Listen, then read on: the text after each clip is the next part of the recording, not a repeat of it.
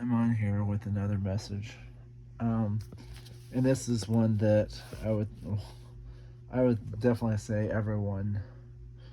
I would say 99.9% have some kind of insecurity, and I found scriptures on this.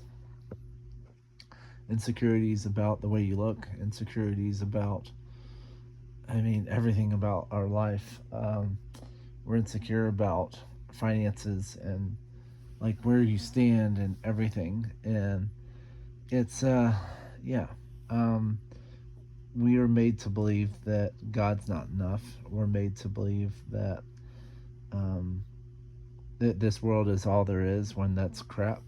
We're made to believe that we're too fat, too thin, too tall, too skinny, too blah blah, this that the other, and we're insecure, and it leads us to not go forth with confidence. It leads us to not go forth with power.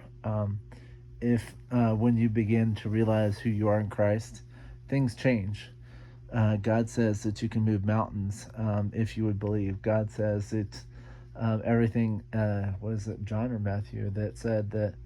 And Jesus basically was quoted saying that everything that I did, you can do and more. And he casted out demons. He was able to heal. He was able to raise people from the dead. And he basically told his disciples, "These are things that I'm giving you the power to do." And his apostles did do that. Peter. It's in the Apocrypha, which I find. It's Peter and Thomas and all these. They raised people from the dead. Thomas went to India and started Christian churches in India, I believe.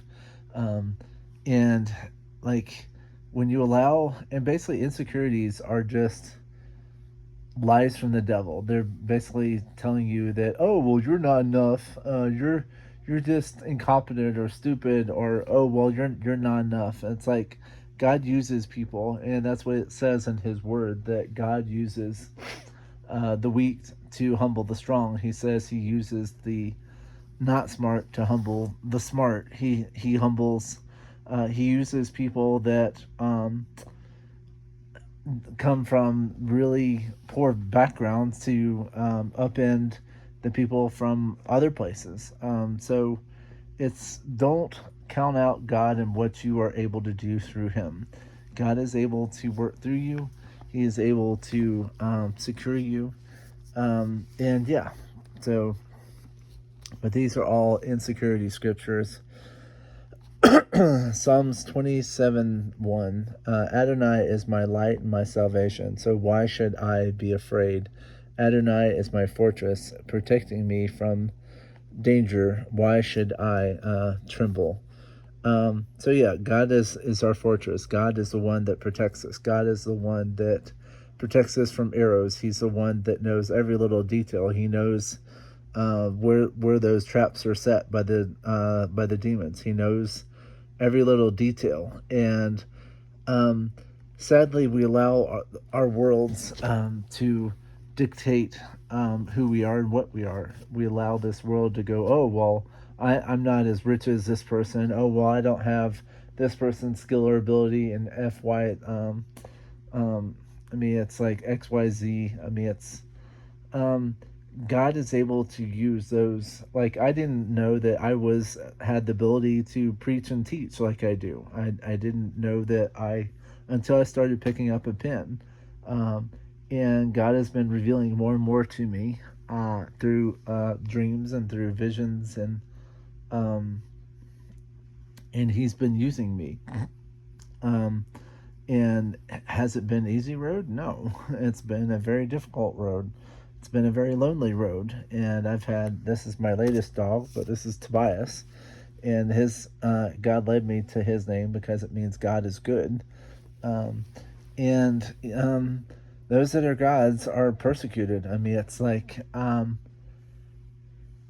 it can be a very lonely life. And it says that foxes have holes and birds have nests, and basically along that same line. But the people of God don't have anywhere to lay their heads. And like, it's very true in my life. I mean, I've moved 30 plus times. I've never felt like I've belonged anywhere, and I've always and part of it's I don't know. I have a flight or fight, and my flight is I don't know. I mean, I've tried to deal with the situations, and I've been forced to move many times because it's just the situations. I don't know. And I enjoy new places, but that's nor here nor there. Um, Isaiah 41:10 says, "Don't be afraid, for I am with you. Don't be discouraged, for I am your God. I will strengthen you and help you, and I will hold you up with my righteous right hand." So God puts us in situations that only He can make things happen. He'll put you like, I mean, if you look in the Old Testament, I mean, it's uh, Abednego and Meshach, and it was basically during Daniel's time where they stood up and they're like, "We're not bowing to the statue," and so they were thrown into the furnace. You're going to have to do things that are crazy to this world's standards. You're going to have to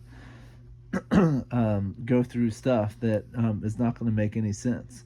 Like Joseph would never have guessed that he would be taken to the Pharaoh's house and hounded by a beautiful woman named Potiphar's wife. I don't think we're told what her name was, but she kept coming after him, and he didn't understand. It's like, why am I here? And it's like, and then he was put in prison, but he didn't understand why he was there. Job was made to go through hard times because I mean, it was a testing. It was it's not very. I don't think it's clear as to how long it is in the Old Testament. There's like Jobab, which is an apocryphal book that is, I think, the same story, but it expounds on it. And it says, I believe it was 7 years, and he was sitting on a dung pile with worms and everything, basically consuming him. So yeah. Philippians 4:6-7. Don't worry about anything. Pray about everything. And basically, God says to not worry. God says to pray. If you're insecure about something and unsure about where you're going, pray to God and He'll show you. Um, I mean, if you're in a situation that's like, I have no idea what to do or where to go, and the Bible is not completely clear, God may lead you to Scripture and reveal through His Word. There's been many times where I flipped open the Bible and it was something that I needed to hear. I've been insecure about the situations I've been in, and God has revealed to me and helped me through these times. He's shown me that He is always there and always able to help me. Um, so it's and we're to go to Him petitioning with prayers and thanksgiving. We're to thank God for the things He's already done. I mean, you may say, "Oh, well, I don't have anything." Oh, well, He hasn't given me anything. Do you have a roof over your head? Do you have money in your bank account? Even if it's a small amount of money? Do you have a car that you drive? Do you have a job that you go to every day? Do you have any help, like friends or relatives, or maybe it's a dog? He's had to fill some holes, but God is the one that is ultimately supposed to fill those holes and to be there for you. 1 Peter 5:7. Give all your worries and cares to Yahweh, for He cares about you. God says to. God doesn't. I mean, God will lead you, and sometimes we're told to just take a step. God does not expect us to know everything. God is the one that does know everything, and He knows where people will be. He knows exactly what you need and when you need it. He knows the issues you go through before you even ask about them. He wants you to go to Him because He likes to hear from you. He doesn't want you to not know that He's there. He shows that He's there, and it says that His invisible qualities are seen in everyday life. through sunsets and sunrises. He moves the air. He moves the clouds. He's the one that keeps the sun and the moon on course. We don't live on a spinning ball where the earth is rotating. God is the one that is causing the sun to go in and out of portals every time and to heat up daily. And it is 7 times brighter than the moon. The moon is, and it says that they're luminaries. It says that were created. And it says, was it 7 planets? And it was the sun, the moon, the earth, and it was Mercury, Venus, Earth, obviously, Mars, Jupiter, and Saturn. It did not mention Neptune, Uranus, or Pluto. So I don't know why it doesn't. But yeah, God knows everything. Jeremiah 29:11, for I know the plans I have for you, plans for good and not for disaster, to give you a hope in the future. And this is when you are his. When you're leading a life trying to follow his commands and his rules, he will help you. However, if you're not following his commands and his rules, and it lays it out in Deuteronomy, it lays it out in Leviticus, that there are, that if you're not following his will, and if you're not following what he has commanded you to do, there's punishment for those that are not following his ways. And you're like, well, I gave my life to God a long time ago, and I haven't blah blah blah. If you feel like something's off, then you need to go to God and ask him. It's like, okay, where do I sit with all this? Romans 8:31. If Yahweh is for us, who can be against us? Yah is vastly more powerful. The demons and the devil want you to think, oh, well, they're big and powerful and they can do all this, and they'll send all kinds of issues your way. But God is able to undo all the issues. I've gone through financial hardships most of my life. I have been attacked by his so-called messengers on all sides. I have had people come after me and attack me through mentally and physically. The devil has tried to basically undercut what I've done, but God has always provided a way. God has always provided financial assistance when I need it. He's always, and I keep going to him. Yes, I slip up. Yes, I've sinned. Yes, I have done things that I'm not proud of, and I tried to go back to God and go, hey, I messed up. And this is an ongoing battle. We live in the most wicked, depraved, crazy world, and it's going to get worse, because seal number 2 is when the red horse rides, and all people go crazy against one another, is pretty much what it says. And then the third seal is like the stuff is weighed in the or everyone's weighed in the balances. And I think that those two are kind of going together, and same with the fourth one. The fourth one kind of goes along with it. It says a quarter of the world is given to, and it lists, like, I can't remember if it's famine, it's several things like beast, famine, plague, and pestilence, and I don't know if war is included, but war is included in like Matthew 24 and Mark 13 and Luke 21. It says that there will be sword, which is WAR. So that's just what his word says. I'm just going off of what it says. Deuteronomy 31:6. Be strong and courageous. Do not be afraid, and do not panic before them. For Elohim, your God, will go ahead of you, and he will never fail you nor abandon you. And this is scary. And in the Old Testament, there are many examples.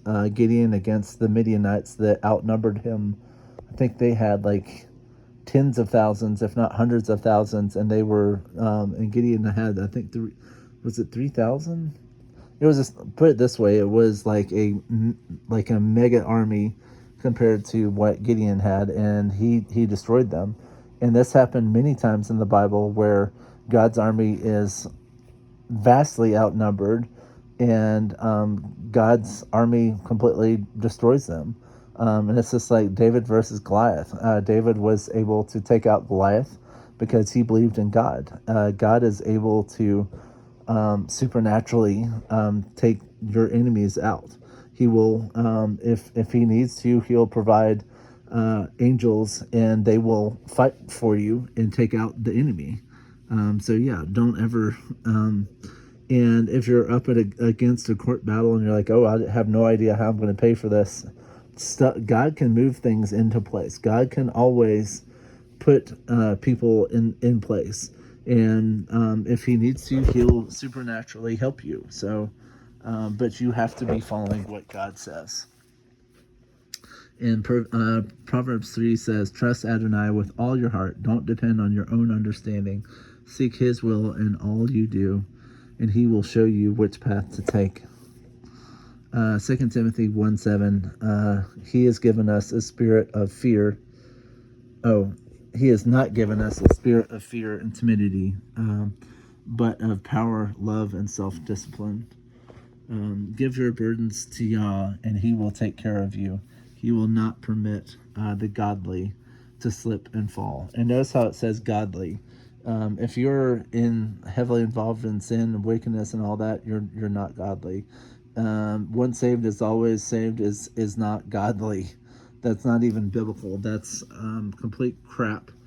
Um, Grace and mercy do fit into this, but if your pastor says, "Oh, you're saved because you took the baptism, so you're good to go," no. There are many people that have slipped back into their wickedness. I mean, look at the prodigal son. That was a perfect example. And sadly, a lot of prodigals don't return.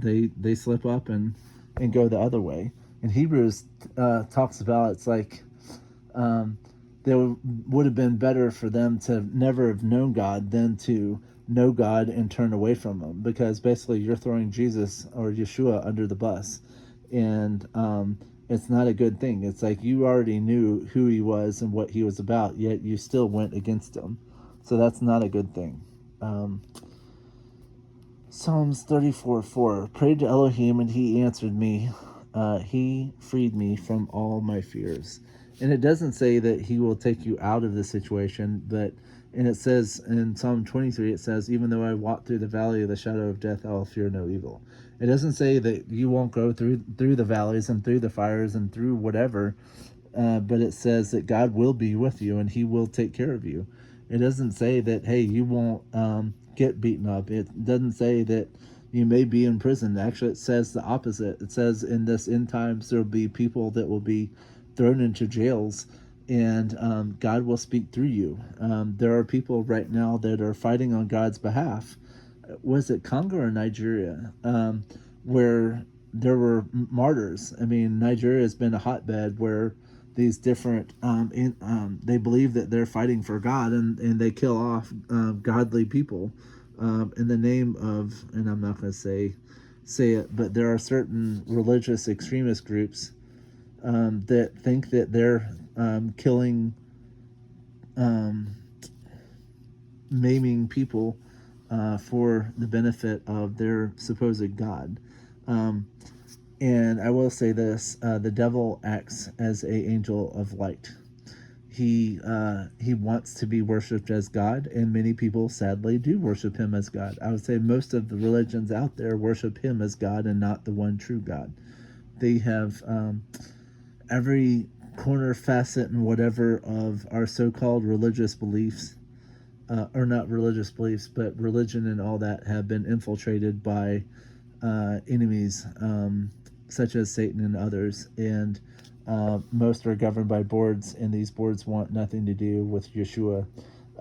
We live in a world where you can't, where it's limiting what you say, how we act, and what we do, and they're beating us over the head with everything, and we're getting jailed. And in certain places, it's not just us getting jailed, but every single one of our relatives in NK, North something or other.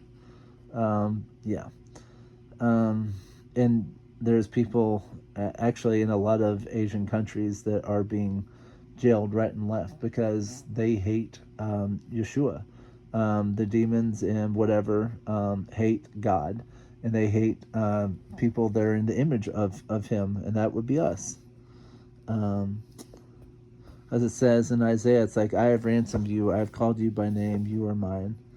Um, Song of Solomon 4:7, you are altogether beautiful, there is no flaw in you. And this is, I don't know, Song of Solomon is pretty interesting. It seems like it's lovers talking about one another, or it seems like lovers talking about each other. And but yeah, it's this is correlating with how God views us. God views us as His bride. He views us as, it's like, hey, I made you. I know exactly who you are. It's at Psalms 139:14. Fearfully and wonderfully made. Wonderful are your works. My soul knows it very well. Um, so yeah, it's we were fearfully and wonderfully made. We were made to be in certain times and in certain seasons, and put and had skills and abilities to fit the times. And most people have not used their skills and abilities the right way. Most people have followed this world and what this world says instead of what God has said. John 8:32, know the truth, and the truth will set you free.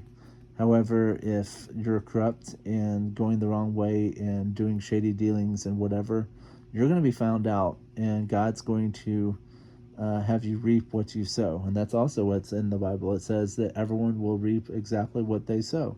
If you sow wickedness, well, then you're going to reap wickedness. If you sow good things, then good things are going to come your way. And I guess would be the so-called karma, which but yeah, and that's the reaping of what you sow. Ephesians 2:10, we are His workmanship, created in Messiah Yeshua for good works, which Yah prepared beforehand that we should walk in them.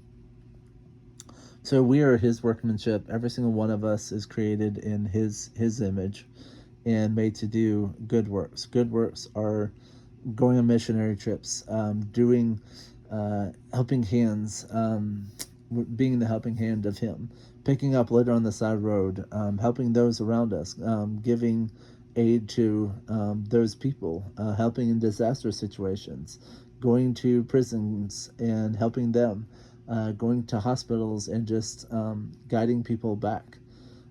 We are to take care of not only people, but of His creation.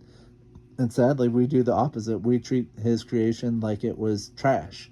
I know people that outright shoot everything. It's like, oh, well, I'm going to get rid of raccoons and armadillos and all this because, oh, well, they're hurting everything that I own. Like, God's using His beasts, and they are being used to punish us. So, yeah. Romans 12:2. Don't conform to this world, but be transformed by the renewal of your mind, that by testing you may discern what is the will of Yah, what is good and acceptable and perfect. Samuel 16:7, or 1 Samuel. Elohim looks at the heart, man looks at the outward appearance. Our insecurities come from, we don't feel like we're pretty enough, we don't feel like we're fit enough, we don't feel like and it's because we allow this world to dictate. It's like, oh, well, I don't have a fancy Porsche, or I don't have a big fancy blah, blah, blah. It's like, I don't care. And we, instead of like living within our means, we allow the world to dictate. It's like, oh, well, I don't have this, so I've got to work to get a bigger, fancier house, or a bigger, fancier car, and this, that, and the other, and have, like billions of dollars in my bank account. It's like, well, that's worldly standards. Godly standards are He puts money in our possession, so we use it to do good things. And when one person has ridiculously amounts of money, and so much money that he could actually give several $billions to every single one of us, and it would still only be a drop in the bucket for him. And that is called greed on an exponential level. And that is absolutely ridiculous. And these people think nothing of taking all the money and everything and causing grief and harm and agony to all of the rest of us. It's sick and sadistic. Ephesians 6:12, it says we wrestle with spiritual forces of evil, which is true. There's a spiritual world that is more live than you can imagine. There are demons and angels constantly battling. There are um, stuff going on in the spirit world all the time with regards to different things happening in this world, with regards to each and every soul on this planet. We are in a war, and we there is no rest for any of us until we are on the other side. Um, and we have to fight like hell in order to make it. So John 15:16, you did not choose me, but I chose you and appointed you that you should go and bear fruit. So yeah, he made us to bear fruit. And when we don't bear fruit, he gets rid of those branches. And he prunes all the time. So if there's something in you that doesn't belong, he'll prune it off in one way or another. Um, Psalm 139, 13 to 15. For you formed my inward parts. You knitted me together in my mother's womb. Fearfully and wonderfully made in secret, intricately woven in the depths of the earth. And I find it interesting that it not only mentions womb, but it also mentions depths of the earth, because it says that we are made from the dust of the ground in Genesis. And so each of us has a part to play in this world. And even if you're not his, he will use you to cause certain things to come about. Like you're right now seeing prophetic things happening like never before. You're seeing pieces coming together. You're seeing the B system for the AC coming online now. And they have, it feels like God's hand has been removed and is being because it's people's minds and everything are getting more and more wicked. It just seems like every day there's something more sick and more twisted. And what's sad is no one's standing up anymore. It just seems like that everyone is okay with how wicked our leaders have become, and we're not fighting back whatsoever. Um, so yeah, and I kind of am curious. It's like what Noah faced back in the day, because I think he faced a similar thing where everyone's thoughts were nothing but wickedness, and that there were giants and Nephilim roaming around. That there were just all kinds of depraved, wicked things. That people were sleeping with beasts. That people were sleeping with one another in every form and fashion. And I don't want to go there. We are made in the image of God to do good works. We are made to help each other. Instead, we run over people. We do the wrong things. We act wickedly so we can use people as stepping stones instead of helping them up. We step all over them and take everything from them illegally, or eminent domain. Hey, I'm going to take this because I need it for my own wicked purposes. Um, yeah, this is wrong. Um, so thank you for joining me. Hopefully you got something out of this message. But yes, we all deal with insecurities, but we have reasonings behind what we have and what we have gone through. God has knit you together. You are fearfully and wonderfully made, and you need to not worry about how you sound, the way you look. Just do the best you can, and that's all you can ask for. Thank you for joining me. God bless you all.